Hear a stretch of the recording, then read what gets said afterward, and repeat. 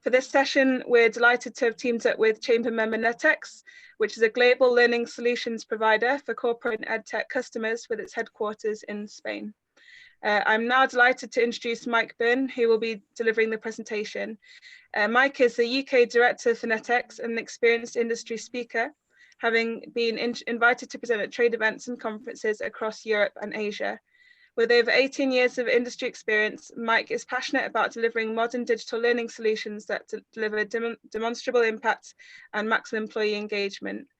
I just would like to remind you all that if you have any questions about Mike's presentation, that's fantastic. Please do write them in. You can find the options on the bottom of the screen there in the Q&A and the chat functions in the toolbar.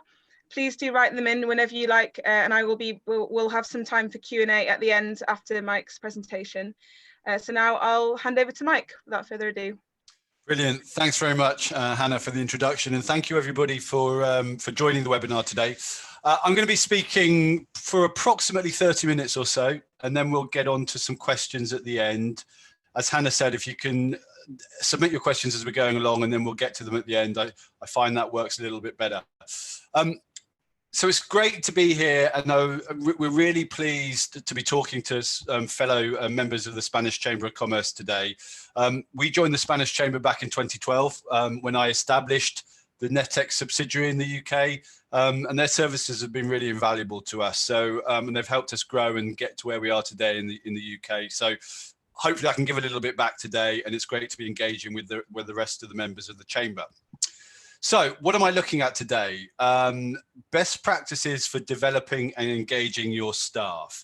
So typically, as Hannah said, we are a learning solutions company, which means we are focused on delivering employee development solutions to our customers, which help their employees perform better and ultimately their businesses perform better. But I think you could arguably change that the role of L&D and the profile within the company has changed over the last 8 to 10 weeks or so. There's now more of a focus on business continuity and engagement with your employees that might be working remotely, and how we can equip staff to cope with this concept of the new normal that we're hearing so much about. And that's really what I want to discuss today, and give you some tips and information about best practice that you might be able to implement within your own organizations. And hopefully when we have the chat at the end, we can have a discussion, an open discussion about what you might be doing in your organizations at the moment. So if there's one key thing that I'd like you to take away from today, it's clarity that we're all in this together. I mean, the use of the word unprecedented has become unprecedented. The reality is, living through this panic, that we're adjusting to this new normal, and that life has probably changed for most of us for good. And you'll all be from different industries. Some of you will be thriving. Some of you may be struggling at the moment. But I'm going to look at these areas, as I've said, you can see on the screen at the moment. We're going to provide a little bit of context first within the webinar.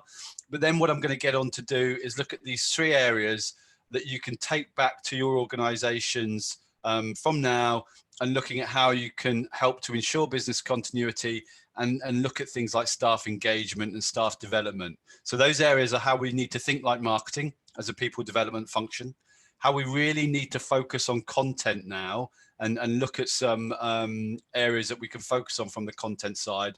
And the last piece is gamification. Gamification was big in our sector maybe 2 or 3 years ago, but I think really now might be the time to look at gamification again. So hopefully lots of real world examples and tips and tricks for you to take back to the organization. A little bit about NetX, and I was just talking to Hannah about the attendees. So some of you, your organizations are already working with NetX. Some of you may or may not be aware, because I know we've got some big multinational enterprise level organizations on the call today. You may not be aware what you're doing with NetX. I've got some examples of the customers we work on the bottom of this slide. If you're not on there and you're part of the call, I do apologize. But NetX, as we said, we are a learning solutions company. I've worked in the digital learning sector for 18 years now. It's given me a really good appreciation and knowledge of this sector. I currently have 2 hats. I manage NetX's direct commercial organization in the UK. And I also manage NetX's global partner network. So partners globally that are delivering our solutions into countries or territories where we do not have a direct presence. NetX is growing very quickly. We became listed 2 years ago. We've got over 2.5 million people have used our solutions. We've created content across 2,500 subjects. We've created, as Hannah said, we work in the EdTech community, and we've created over 200 undergraduate and postgraduate degrees as well in the digital sector.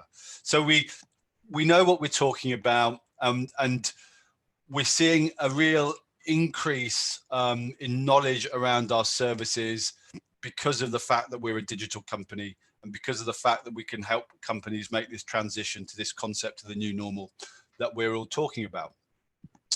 So very quickly, what we do, because I think it's important that you have a little bit of context about our knowledge and our reference points in this area. We are a software company. So our solutions are built around our core online products, which is NetX Cloud, which is a learning ecosystem. Within NetX Cloud, we have applications. You can see we have Learning Cloud, which is our Netflix type learning platform. We also have Content Cloud, which is our content creation. So it allows you to build the training content that you're delivering to your learners. And then very importantly, you can see the services we wrap around these core products. By far the biggest focus at the moment for NetX is around data and interoperability. We want to build learning solutions that you can align with key KPIs within your business, so you can measure the impact of these learning solutions upon business performance. That's key to what NetX do now. We also integrate third-party business applications into the platform, so you can create this overall ecosystem that sits within your infrastructure. And then we wrap services around these core products. So content development services, as you'd expect, platform integration services, and very importantly, our learning consultancy to come in, understand your business and deliver and design programs around it, and our customer success services as well. And then the next big piece that's coming out later this year is around talent. Some of you that are involved in the HR sector will have heard about this concept of the fourth industrial revolution and the upcoming skill shortage. It's been put on the back burner a little bit because of what we're going through at the moment with COVID-19 and the global pandemic situation. But we're very much focused on talent development and management within organizations as well. How you can identify skills gaps and how you can use Learning Cloud to create content and learning solutions to address those skills gaps in organizations as well. One of the big themes for NetX in 2020 is unlocking the knowledge that exists within your organization. And you'll see as we get through the presentation, we talk about some of the things that you can look at in terms of best practice. We make it very easy for subject matter experts to create and curate content. And we did an audit recently across all of our customers, looking at all their platforms, and by far the #1 form of content that's being developed at the moment is user-generated video. And I'm going to be focusing on that a little bit later, because that's going to be a great way of staying connected and engaged with your remote workforce as we all adjust to the new working lifestyles that we're going to be faced with. We also like to share our awards as well. And you can see some of those across the top, and we can follow up with those if we have any further discussions as well. I'm going to kick things off now by looking at some of the latest research from our sector. And I actually ran a webinar last month, or we ran a webinar, sorry, NetX, which was our most popular ever. We had over 300 people attend this webinar. Part of that, I'm sure, was down to the guest presenter, a guy called Don Taylor, who I'll introduce in a moment. But part of it was probably due to the fact that we've now got more opportunity to concentrate on this type of digital communication resource. Webinars were very popular 2 years ago. I think they had a bit of a trough, but we've definitely, from a vendor side, seen webinars as an important tool to be able to communicate with our customers. And also, conversely, clients using webinars as an internal communications tool as we adjust to this new remote working world.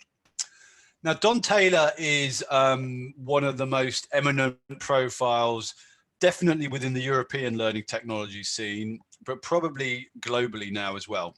And about 7 years ago, he introduced a new survey called the Global L&D Sentiment Survey. And this now reaches over 2,000 professionals across 86 countries. And it asks one very simple question: what will be hot in learning and development this year?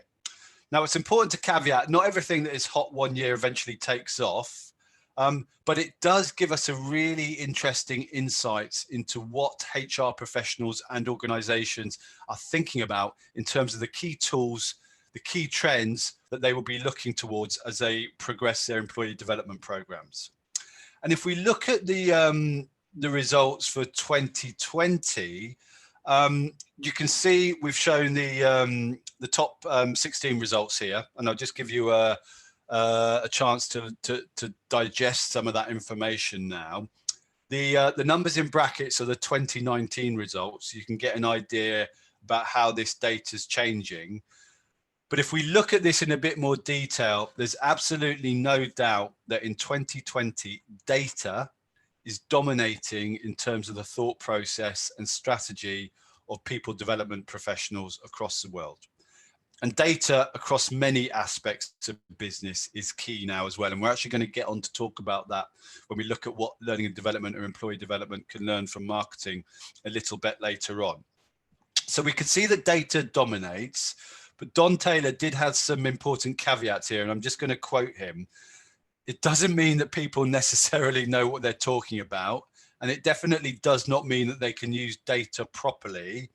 And if it does happen, as in terms of this shift towards data-driven employee development programs, it doesn't necessarily mean it will happen for everyone, but it does indicate an aspiration and a shift away from previous year's focus.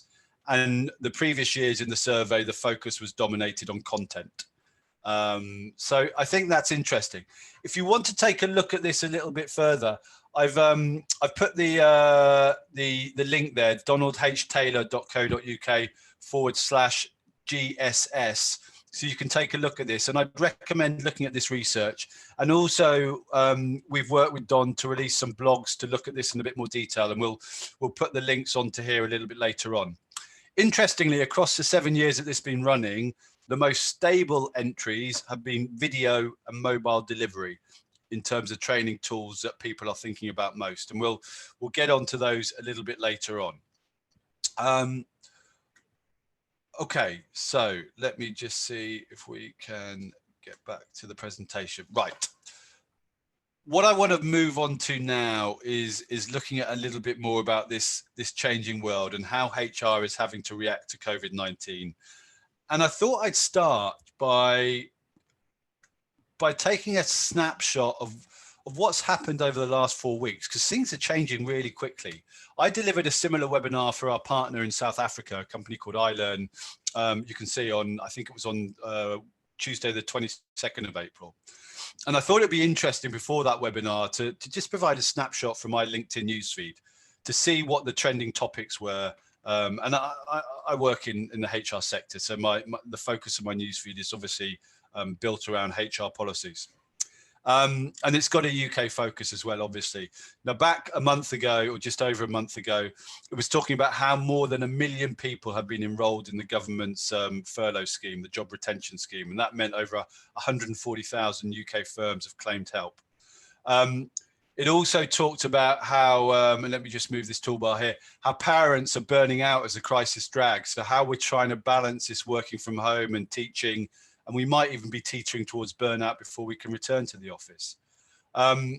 We then went to look on about how bad the recession will be, and the International Monetary Fund were saying that the economy will contracting by 3% by the end of the year.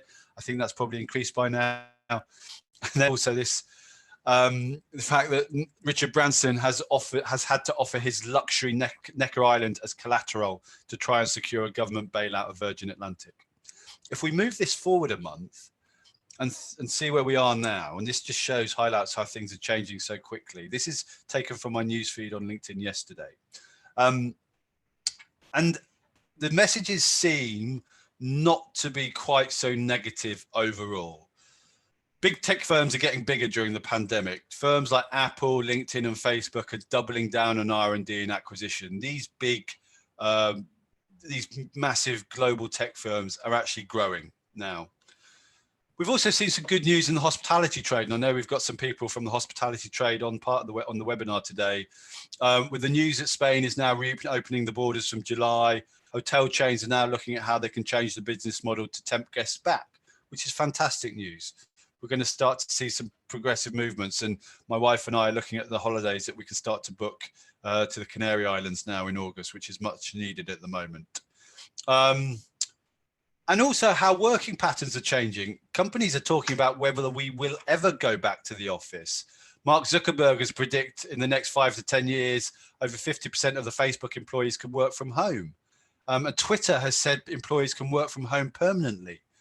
And that's a little bit what we're going to move on to look at. So how, as HR professionals, we're going to have to adapt our policies, have to adapt our people and employee development policies to reflect this new working environment. But on the converse side of this, I mean, we're still getting these bad news stories on a daily basis. And the latest one, big firm to go under, was a car hire firm, sorry, Hertz, who've had to file for bankruptcy as year-on-year revenues in the month of April dropped by 73%.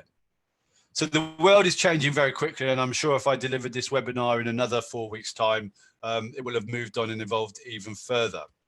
Now, when I was talking at big trade shows 3 months ago, by far the biggest focus from a vendor perspective, we follow the market closely, we listen to the analysts, we listen to our customers.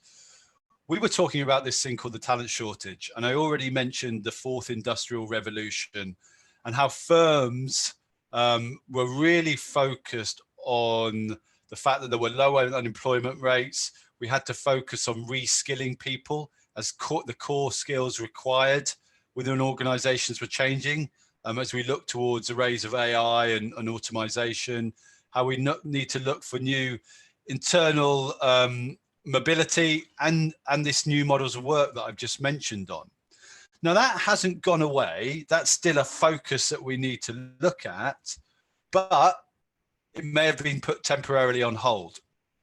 As you all work in HR, you may all be aware of an eminent analyst out of the US, a guy called Josh Bersin, who's I'd say globally now one of the biggest HR tech analysts. And if you're not following, I definitely recommend you look at this guy, Josh Bersin.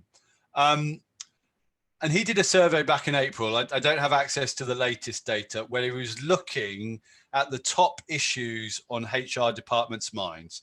And if you remember, we'd gone from a period at the start of the year where we were looking at the skills shortage. Well, overnight this flipped. We're now, as HR professionals, focused on the health and well-being of your employees, how we manage this movement towards remote work, and how we look at jobs and continuity, whether that might be looking at furloughing schemes or redundant schemes or moving people around in organizations, and also concentrating on our employees, our colleagues, looking at the mental health, how we cope with the uncertainty that we're all being faced with at the moment. So this flipped for HR overnight. And what I want to get towards now is looking at how we can start to address some of these topics which are now key for HR, but also keep in mind that this fourth industrial revolution isn't going away. And whilst we might have had to reprioritize in the short term, what we can do in the medium term and long term to ensure that we're developing our employees and we're developing our businesses the way we need to. Now, this is a slide that I use quite a lot. And if you have seen any of my seminars before, you may have seen this slide. So apologies if you have done.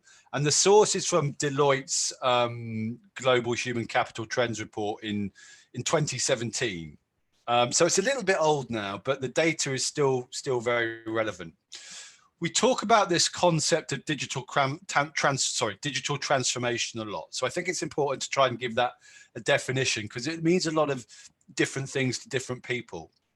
In its simplest terms, digital transformation means how we're looking at using tech to make processes as easy as possible, both internally and for our customers as well. And this is a massive challenge for HR, because if you look at the rate of, if we look at the vertical axis here, it's the rate of change, and the horizontal axis is the time scale here.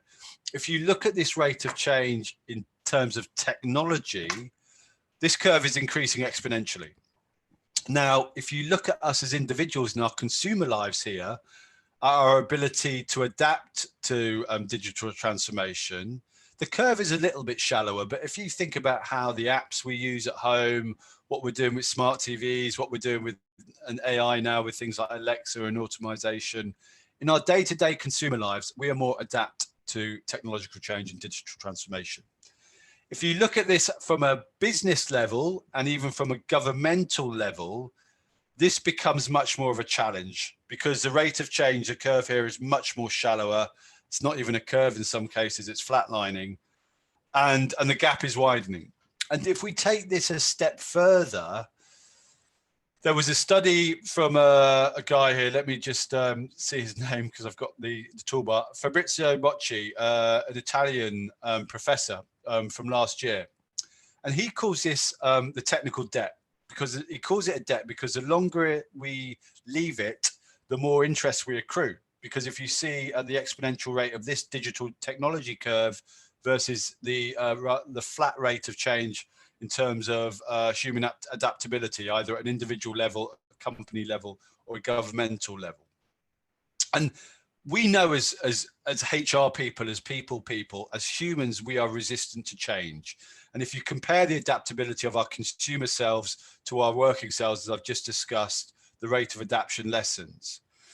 So if we look at this from an employee development perspective, we talk a lot about the need for continuous learning, but people do not really have a clear of where to start and the path to take and where to focus and which training tools to use. And as we all know, change can often be perceived as a threat, and therefore the most common practice then is a resistance to change. And this is a big ongoing challenge for HR, not necessarily just in terms of learning and development, but across all aspects of HR. So what I want to do now in the webinar, as we move into the last 15 minutes or so, or 10 minutes or so, is look at what we can do to start to address and positively address this technology debt, and also look at what we can do from a COVID-19 perspective. So as I said, I'm going to look at these three areas. And the first thing is how we can learn from marketing, because marketing as a function absolutely changed when they started to adopt a more data-driven approach. And if you ask many people now what the most important department is within a company, many people will say marketing. Because when marketing started to take a data-driven approach, as I said, everything changed. As an example, Facebook tracks every visit on your phone. And the result of this as a 40-year-old man is that I am now bombarded with ads for hair loss and skincare. As you can see, I've had quite a drastic COVID-19 haircut as I've been working at home as well. So let's go and see what we can learn as HR professionals from marketing departments. And this first piece now is this study that Google ran called Think with Google, and it's looking at how as users or consumers, we are now living our lives in micro moments. So I'm going to ask for some honesty now.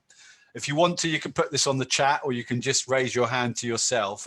I'd love to know who has tweeted something since I've started the webinar. We've been going about 20 minutes or so now. If anybody has checked their email, that's slightly less positive from my perspective, but maybe you can just have a thought about that. And if anyone's checked Facebook, you're probably not going to own up anyway.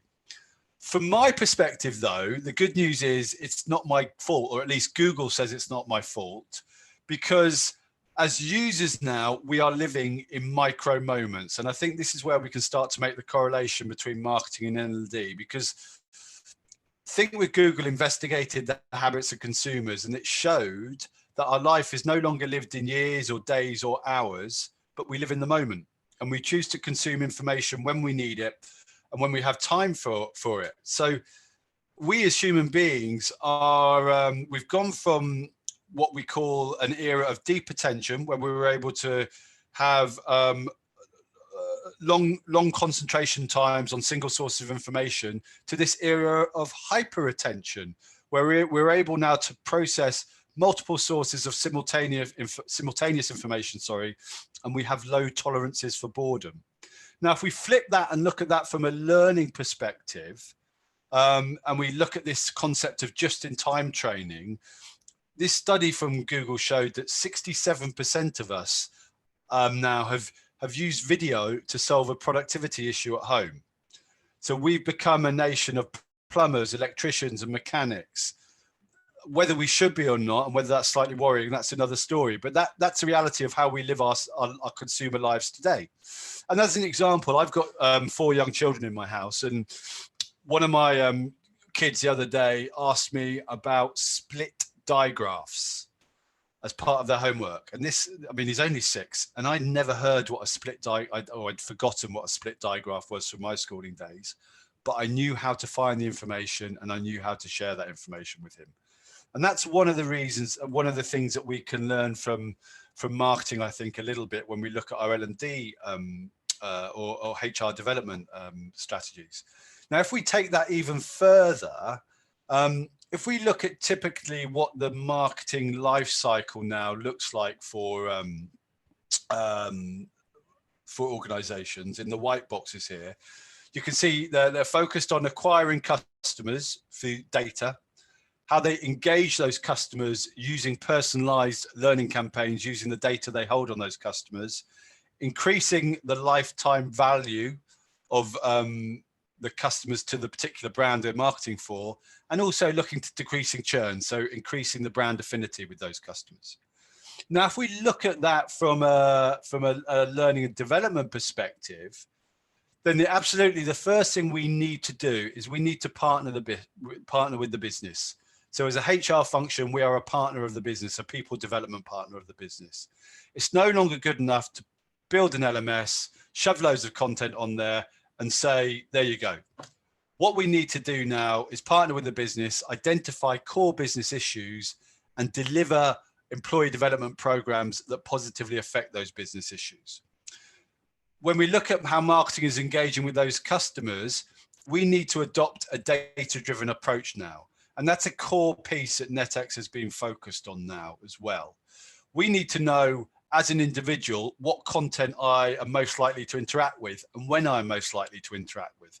And that's something that we're doing now with our customers because we've integrated Power BI from Microsoft. So we're getting this level of insight into how employees are engaging with our content that we're putting out there.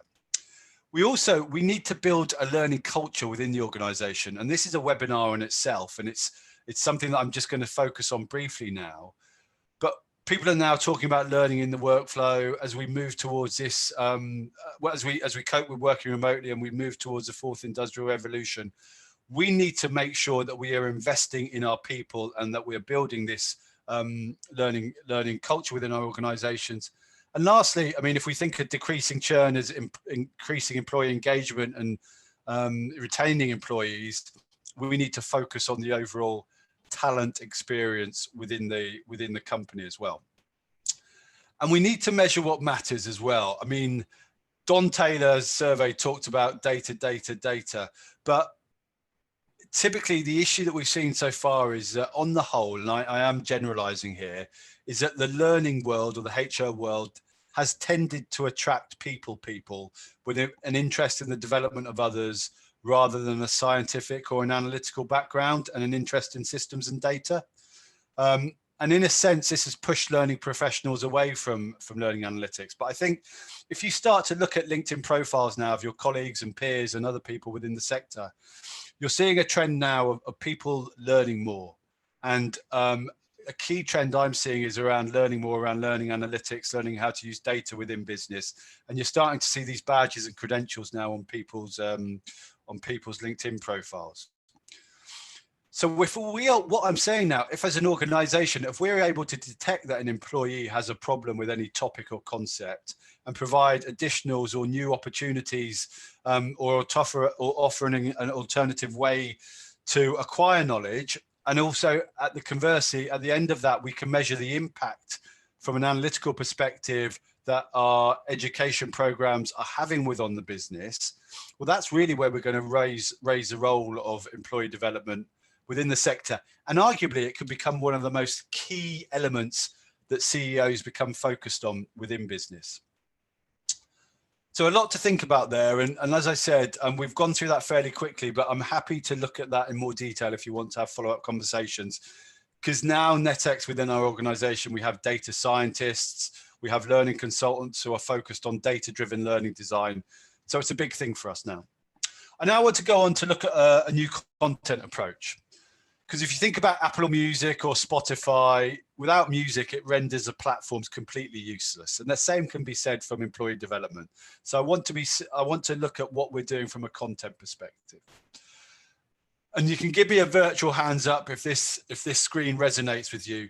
This type of e-learning has been an absolute blight on our industry. The single screen, click next, 80 slide compliance course on fire safety or lifting heavy objects that people in organizations have been forced to do on an annual basis. It's been a real problem for our sector. And I often use this dinner party story. When we go to dinner party stories, it's very British and polite for people that have not met to ask, what do you do? And when I say I work in digital learning, I don't say that anymore, actually. I say people development because it seems to resonate. But if I said digital learning, I get two responses typically. The first is, oh, what's e-learning? Or the second is, oh, e-learning. This type of content has been an absolute blight on the industry, and it's something that we're working very hard to move away from. And YouTube has been an absolute game changer in that perspective in terms of the way we choose to consume content. So if you thought YouTube was all about cat videos, you'd be absolutely wrong. Education and learning videos on YouTube get it's closer to 5 times the watch of animal platforms, of animal videos on the platform. And in actual numbers, it's staggering the numbers. That's over 500 million hours of learning videos are watched daily on YouTube, and there's over 1 million shares. Over 95% of millennials have logged onto YouTube to learn absolutely how to do something. So content is key here. But what YouTube has done is it's been a game changer because we've seen an upsurge in the use of vloggers, production quality, storytelling, and you or I now expect a certain quality of video. Now, it's no longer good enough to put a really drab 90-second animation and say that's learning. And a great example that we've got around here is one of the customers we work with in the UK is Evans Cycles, who are the UK's largest bicycle retailer. Now, they created an internal studio. They called it the Bike Shed. They developed the TV hosting and production capabilities of internal employees who were subject matter experts. And they use these subject matter experts to create really engaging video on anything from accessories on a bike, like clothing, to information on the latest range of bikes they're selling. And the numbers have gone through the roof in terms of the level of engagement and the people, the internal employees using that platform. So if you're starting to look at content and how you can create content, you need to be focusing on YouTube type quality. Netflix has also been really important because we look at how NetX is approaching next generation learning, and we talk about ourselves as a Netflix within the digital learning sector, and some people within our sector don't like that because they think Netflix has sometimes got quite a negative press, and it's about content dumping and delivering content that might not be relevant.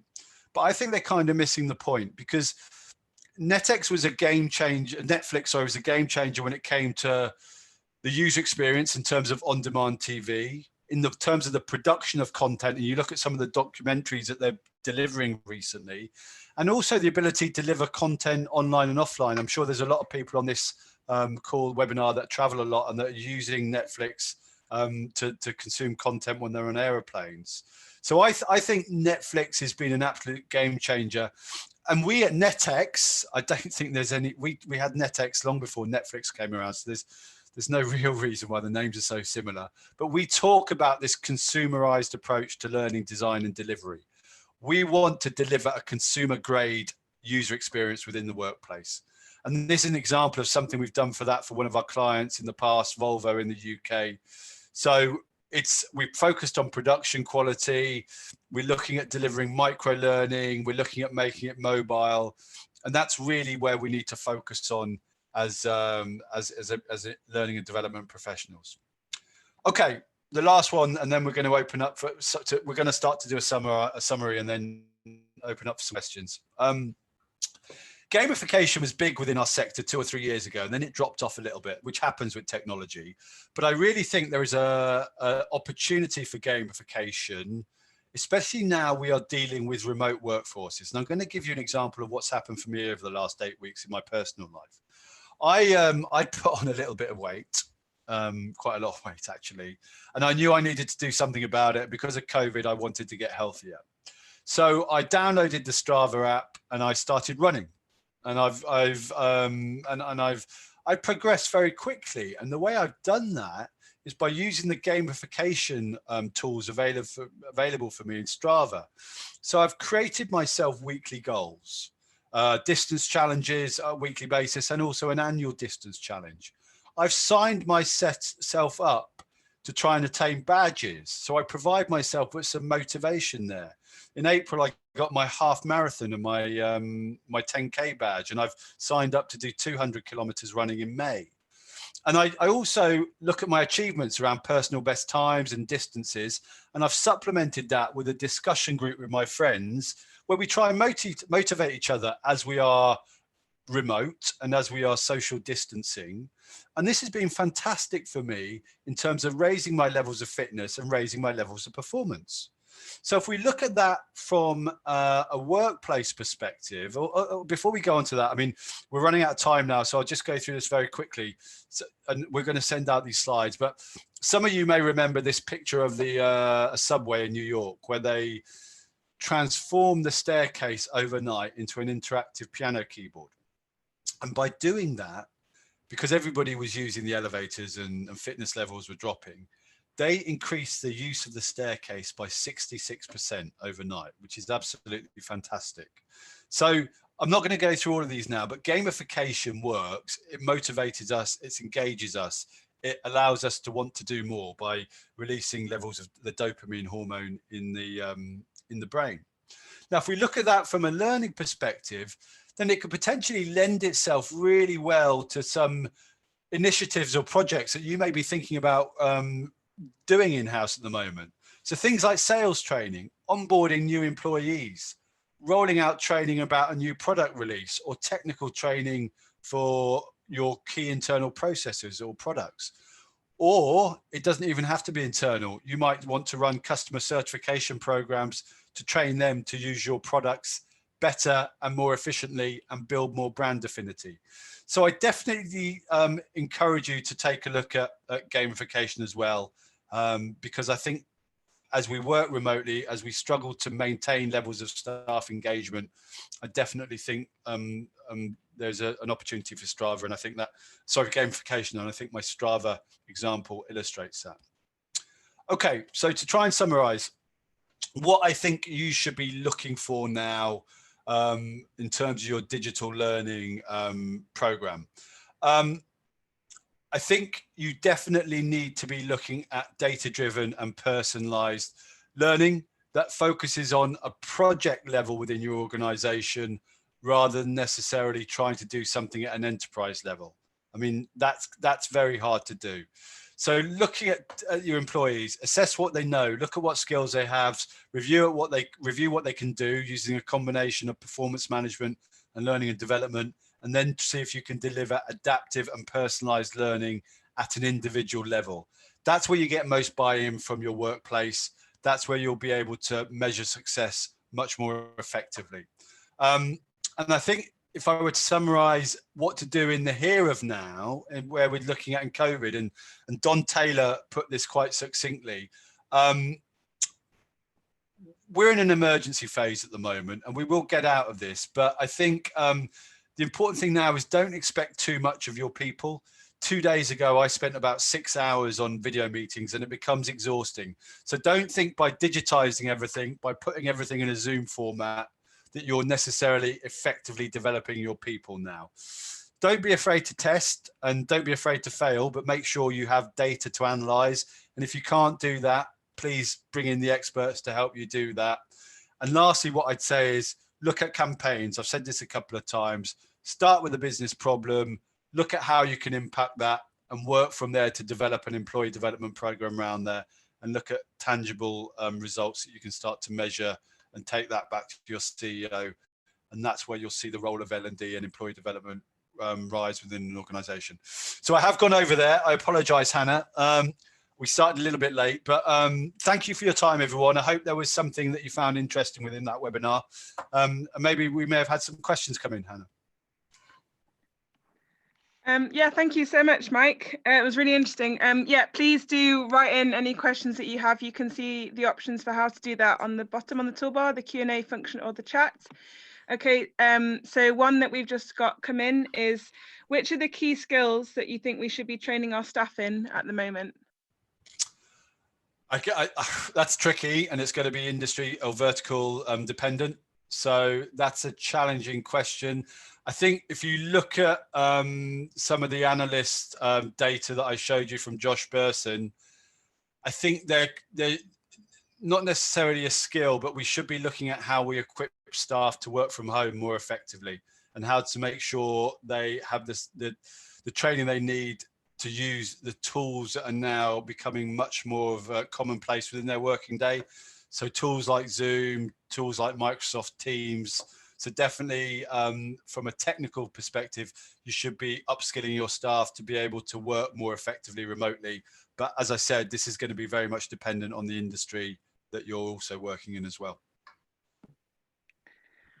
Okay, brilliant. Thank you. That makes sense. Another question that we've had is, what advice would you give to an organization who are new to digital learning? Yeah, great question. I would say, and I think I've said this a couple of times now, don't try and start too big. Historically, as I've said, we've had customers that have invested money and time in putting a learning platform and dumping generic content into that learning platform. And then they are really disappointed when they see utilization rates are at 20% or lower. I think what you should be looking at is, as I said, is to identify a core business issue. Maybe that's around, I don't know, customer service training or training around a new product rollout, focusing on that key business issue, what the measures of success are, and then working backwards from that to developing a learning program around that.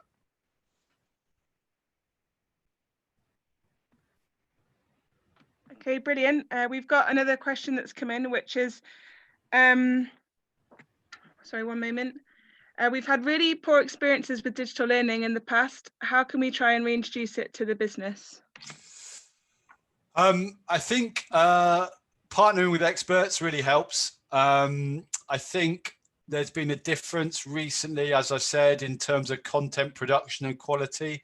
That's absolutely key. We've gone from this initial state of e-learning where it was this click next single screen, and a lot of people just kept pressing next, next, next and doing the assessment till they got 80%. So if you can engage your internal subject matter experts to create content, and you can do that using a smartphone and some very quick training around production and presentation skills, then you're going to engage more with your staff. So that's the first piece of advice I'd give. Look at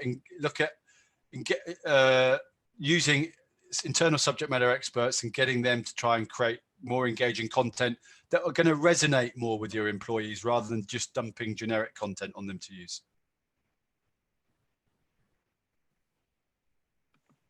Okay, brilliant. Thank you. Another question we've had is, how should we be thinking about transitioning our core classroom training, and are there any best practices to consider? Yeah, we've got asked this a lot by customers over the past 8 weeks or so. I mean, the first thing I'd say is, don't feel that you need to transition everything that you did physically to digitally. You're just going to get completely overwhelmed, and the audience that you're serving are going to get completely overwhelmed as well.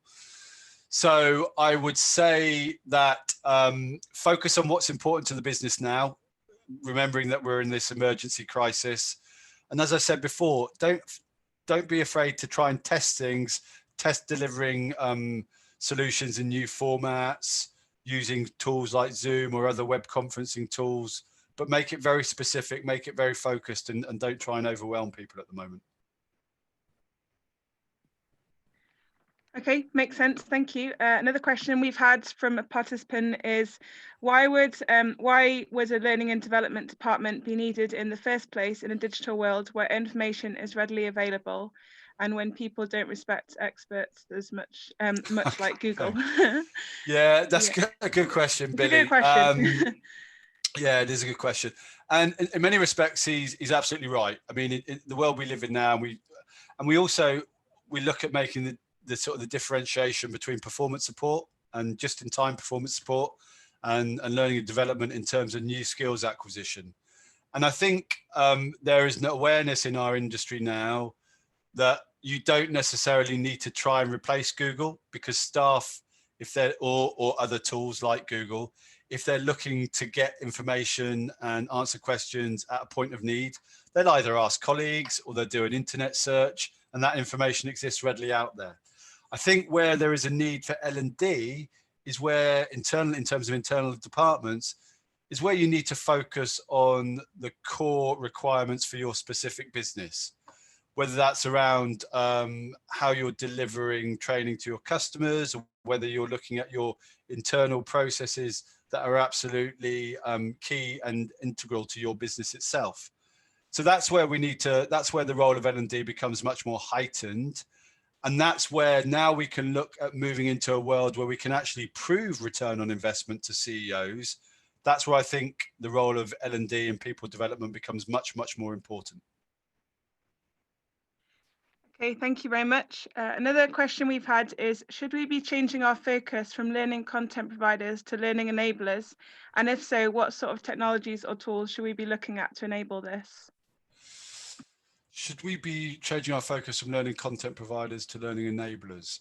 Good question. Yeah, so one of the areas that we're very heavily focused now I'm just laughing at Billy for my gentle answer. Yeah, I'm very polite. I think it's a British trait, Billy. I think one of the areas now that NetX are very heavily involved in is what we call learning experience design. And learning experience design is all about how we as humans learn and develop best from experiences. So we don't just want to be dumped information and hope that we retain that some information, but we actually want to put what we're learning into practice and practice as we go. Therefore, looking at what we call learning experiences. So one of the things that we're now focused on, and we're actually delivering it in partnership with some of our customers at the moment, is this concept of learning experience design and integrating these third-party experiences into the learner journey. So we're using a technology called webhooks to do that. I won't get too bogged down in that. But now what we can do is integrate these third-party experiences into a more traditional digital learner journey. So we might want to run a survey at a particular given point to assess how people are getting on, and based on the results of the survey, deliver personalized learning experiences to individuals, or point them towards specific areas where they might be able to provide or consume nice to know information. We're looking at things like VR and AR to lend itself to much more immersive learning experiences. So we are working on some white papers on learning experiences, on learning experience design at the moment, and we'd be happy to share that with the rest of the audience. But that's definitely a key focal area for NetX at the moment as well. Okay, thank you. Another question is, I mean, you obviously spoke about it before, but how do you think that this whole coronavirus pandemic experience is going to change working moving forward and the way we work? And do you think that we'll all be converting our face-to sessions online, or should we be doing this? As I said just a minute ago, absolutely not. Don't try and do too much too soon. The world is changing very quickly, as I illustrated by my LinkedIn feed. And hopefully we're going to have more positive news as some of the lockdown restrictions are lifted. But there is no doubt that the workplace is going to change. and I think we need to monitor that closely. And we definitely need to be focused on things like staff engagement, and looking at how we can deliver programs that are monitoring that more effectively. And that's where I think we can learn a lot from what marketing are doing, and definitely using data. Data is key for us within NetX at the moment. So not necessarily putting out solutions that we're hopeful that will work, but constantly measuring and reiterating and adopting a more agile approach to learning, design and delivery as well. Brilliant. Okay, well, thank you. Okay, so I'm just seeing if we have okay, we've just got one. I think you can see that question there, Mike. Maybe you'd be better to understand how to answer that just than in me. case no one else can see it. So Billy has said, thank you, Mike, for your answer. I've believed that L&D might be transitioned from being a department to being a mindset. For example, customer service is a mindset. We don't have a department for it. When work becomes learning and learning becomes work, we as L&D professionals should also transition, isn't it? Yeah, I agree with that. And we talk about this concept of decentralization of L&D. And we're starting to see that more when we look at what our customers are doing. So we're looking at much more of a project-based approach to L&D. But I think what Billy's asking is in terms of how we look at it from embedding a culture of learning within an organization, and a culture of constantly improving and moving forward as an organization, then the need for sort of more siloed roles becomes less important. And I think we are at the start of that process.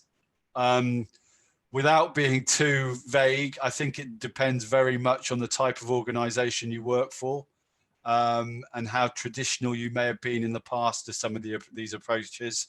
But that's definitely something that we're starting to see some organizations work with. And I'd love to have maybe an offline chat with you around this, Billy, and find out a little bit more about your organization. But we're definitely on the first steps towards that path. I absolutely agree with Billy on that perspective. Okay, brilliant. Well, thank you so much, Mike. That was really interesting and useful. And just in that note, you said you were better if you speak offline with Billy about that.